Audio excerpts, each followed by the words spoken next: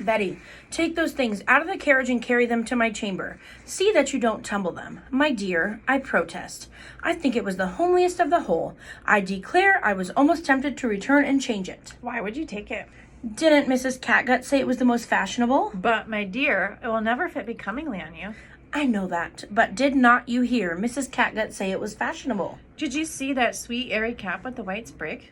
Yes, and I long to take it, but, my dear, what could I do? Did not Mrs. Catgut say it was the most fashionable? And, if I had not taken it, was not that awkward, gawky Sally Slender ready to purchase it immediately? Did you observe how she tumbled over the things at the next shop and then went off without purchasing anything, nor even thanking that poor man for his trouble?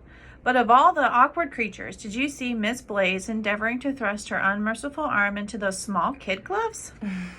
Then did you take notice with what an effective warmth of friendship she and Miss Wasp met, when all their acquaintance know how much pleasure they take in abusing each other in every company?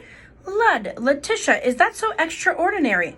Why, my dear, I hope you are not going to turn sentimentalist. Scandal, you know, is but amusing ourselves with the faults, foibles, follies, and reputations of our friends. Indeed, I don't know why we should have friends if we are not at liberty to make use of them.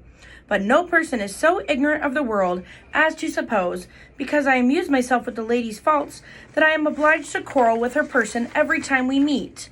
Believe me, my dear, we should have very few acquaintances at that rate. Oh, you'll excuse me, my dear. Oh, quite excusable. As I hope to be married, my brother Henry is in the city. What? Your brother, Colonel Manley? Yes, my dear, the only brother I have in the world. Was he never in this city? Never nearer than Harlem Heights, where he lay with his regiment. What sort of being is this brother of yours? If he is as chatty, as pretty, as sprightly as you, half the belles in the city will be pulling caps for him. My brother is the very counterpart and reverse of me. I am gay, he is grave. I am airy, he is solid. I am ever selecting the most pleasing objects for my laughter. He has a tear for every pitiful one.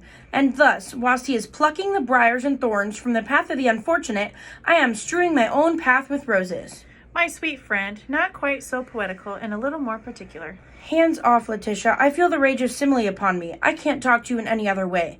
My brother has a heart replete with the noblest sentiments. But then it is like, oh, you provoking girl, you have deranged all my ideas. It's like, oh, I have it. His heart is like an old maiden lady's bandbox. It contains many costly things, arranged with the most scrupulous nicety, yet the misfortune is that they are too delicate, costly, and antiquated for common use.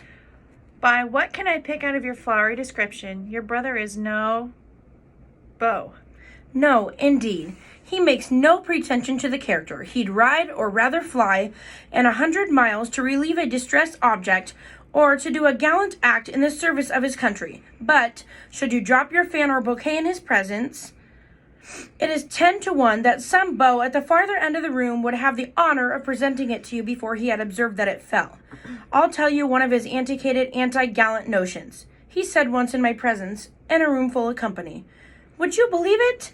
In a large circle of ladies, that the best evidence a gentleman could give a young lady of his respect and affection was to endeavor in a friendly manner to rectify her foibles. I protest I was crimson to the eyes upon reflecting that I was known as his sister.